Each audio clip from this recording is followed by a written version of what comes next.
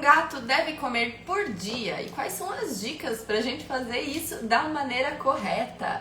Boa noite, sejam muito bem-vindos à nossa aula semanal. E semana passada a gente falou sobre o mesmo tema com os cachorros e hoje nós vamos dar enfoque nos gatinhos, já que esse hábito de alimentação é tão diferente entre essas espécies, né? As principais diferenças que a gente pode ver, e uma das que mais combinam com o tema da live de hoje, é justamente essa saciedade que existe mais na espécie felina, né? Eles se alimentam, eles não vão comer muito mais do que eles deveriam comer, ao contrário dos cães, que se você oferecer 5 vezes aquela quantidade de comida por dia, eles vão comer. Porém, os hábitos de hoje, né? Então existem muitos gatos que estão obesos porque um manejo errado acontece nesse lar entre os tutores e os felinos. Então, como eu falei, a natureza do gato, né, ele já tem essa autorregulação muito mais desenvolvida, muito mais clara do que os cães. Então, promover a obesidade num gato, né, além do manejo, também tem muito a ver, infelizmente, com a qualidade dos alimentos que são disponibilizados para os gatos. Por melhor que seja uma ração, ela vai ter um teor de carboidrato muito mais alto do que a natureza do gato exige, né? Também outra diferença aí para os cães, que toleram níveis de carboidratos maiores, né, do que os gatos, e o carboidrato é essencial para a produção da ração, né? Não tem como a gente produzir uma ração proteica, só proteína, do jeito que a gente pode formular uma alimentação natural para um gato, por exemplo, né? Então, levando isso em consideração, a primeira dica, sem sombra de dúvidas, é não deixa alimento disponível o dia inteiro, seja ração ou seja alimentação natural. E as pessoas pensam que os gatos precisam comer todo o tempo, porque senão eles podem desenvolver lipidose hepática, né? Mas essa é uma condição que acontece somente depois de um jejum muito longo dos gatos, né? Maior do que 12 horas. Então, de 8 a 12 horas, os gatos sim conseguem ficar em jejum, né?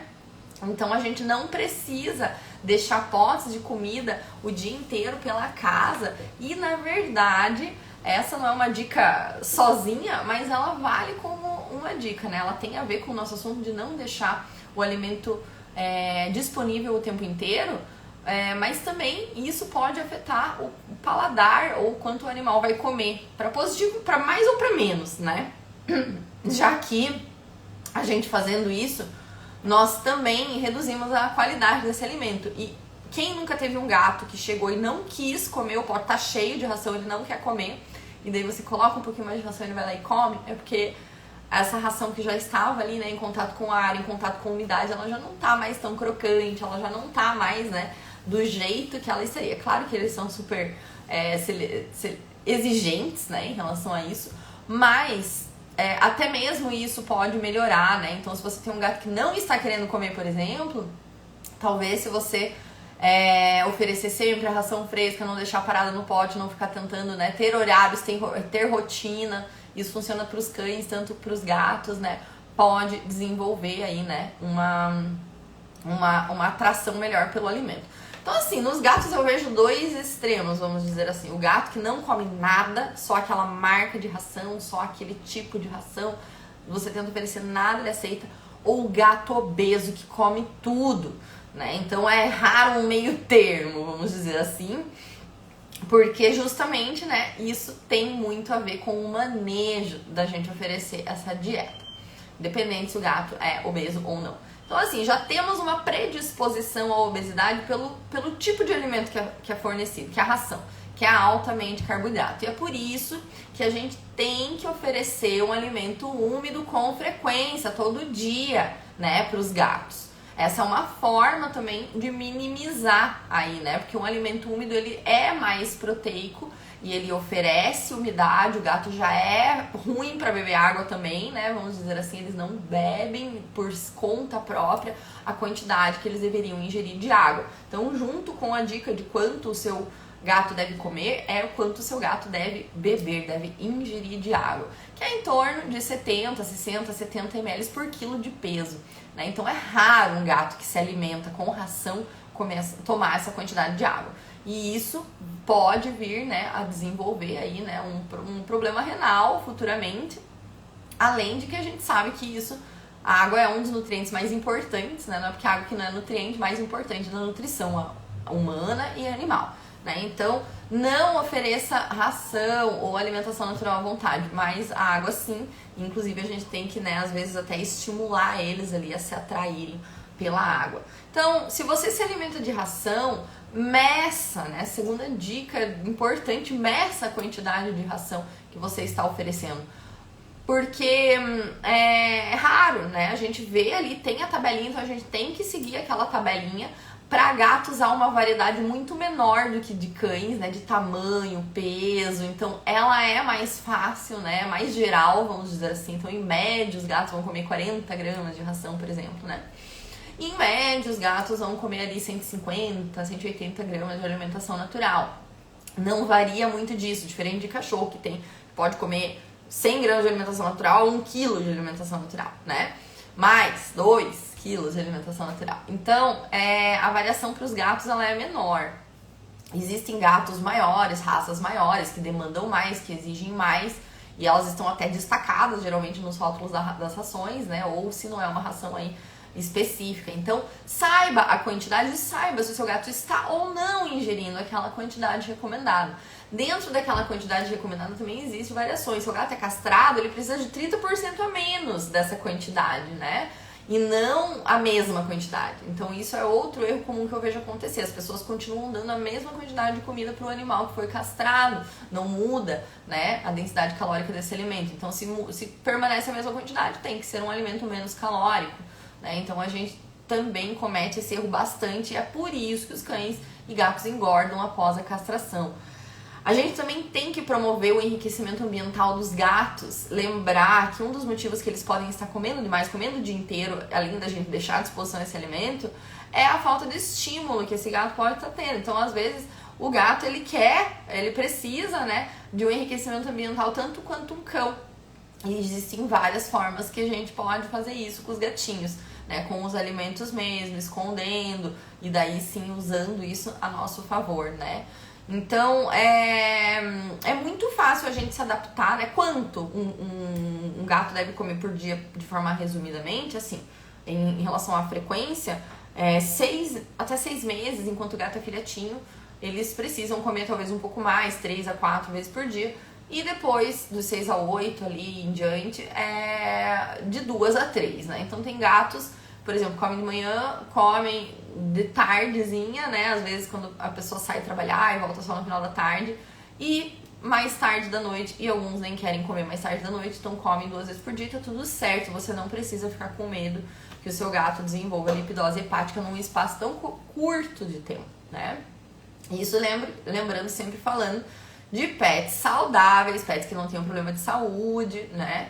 Não tenham uma diabetes, que não tenham nenhuma outra particularidade em relação a essas características e dicas que eu estou dando aqui. Lógico que tem animais com sensibilidades gástricas que talvez precisem se alimentar mais vezes no dia, mas o que eu quero trazer, né, de importância aqui é que o animal, geralmente obeso, ele tem comida à vontade, né? Ele não tem essa regra tão importante.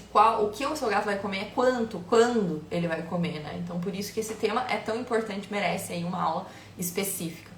Então, seja ração, saiba a quantidade. Seja alimentação natural, saiba a quantidade. Às vezes você pode ir no Nutri, o Nutri vai te passar um cardápio, 150 gramas, mas o teu gato quer comer 120, ele não come mais e ele tá bem, ele tá se mantendo no peso, é 120, então.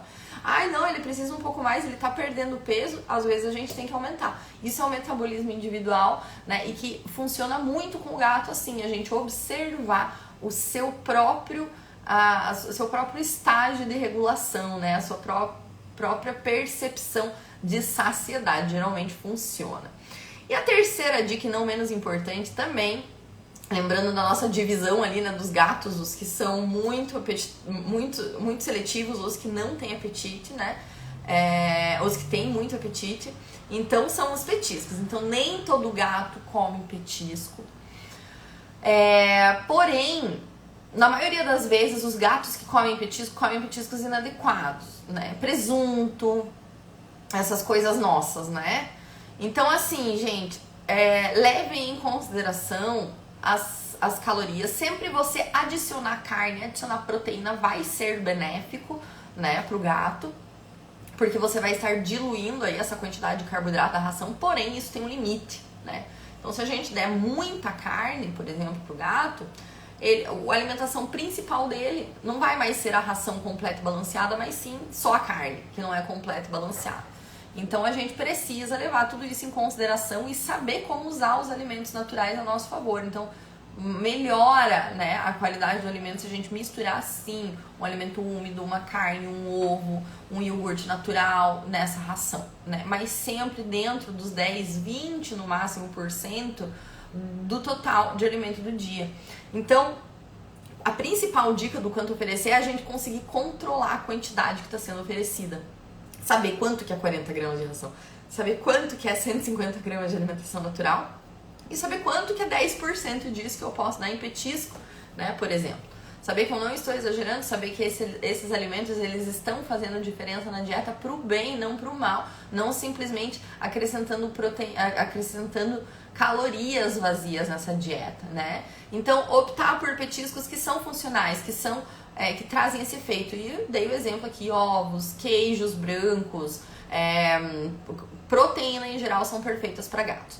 Gatos não aceitam biscoito tão bem que nem um cachorro aceita, eles são todos exigentes com as texturas dos alimentos, então é uma dificuldade maior, né, oferecer aí petiscos para gatos. A gente fala isso pela nossa loja, pela nossa experiência aqui, nós temos sim vários clientes gatos, mas nós percebemos que são assim, casos específicos, né? Então tem muito gato também que não aceita o produto. Já o cachorro, a aceitação é muito lá em cima, né? Nós temos aí uma alta aceitação pelos cachorros, por exemplo.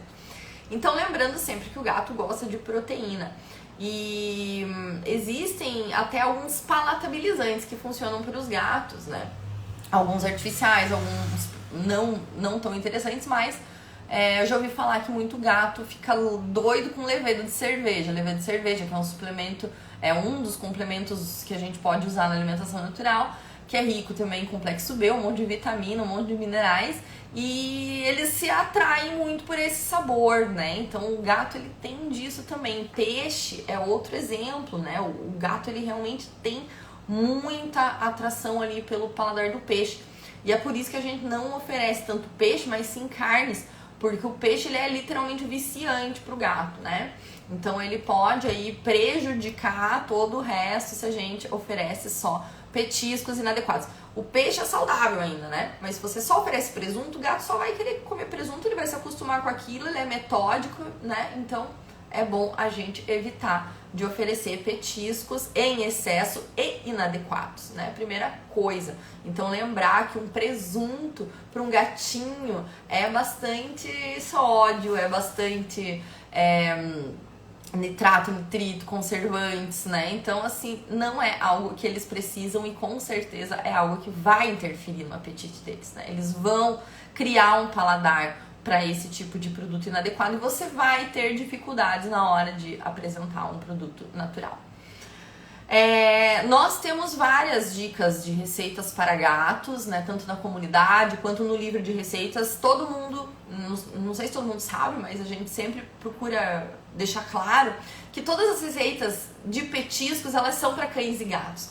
Por mais que exija essa particularidade da espécie, eles não aceitam qualquer... Vai dar um cookie pro gato, o gato não vai dar bola, né? Um cookie de alfarroba, por exemplo. Eles precisam de proteína. Então, assim, nós temos que maneirar na quantidade de carboidratos para petiscos para gatos por causa disso. Eles já consomem muito carboidrato. Então, mais proteico que a gente conseguir deixar esse petisco melhor, bifinhos, almôndegazinhas, esses tipos de produtos, geralmente, eles também sentem isso, né? Que tem carne de verdade ali e em uma quantidade assim mais atrativa, mais favorável para a espécie, diferente do cão, que o biscoitinho, né, que é quase puro carboidrato, ele vai aceitar bem, ele vai gostar, se deliciar, se der pedra pro cachorro, ele vai comer, ele vai amar, né? Então é muito, muito diferente as espécies.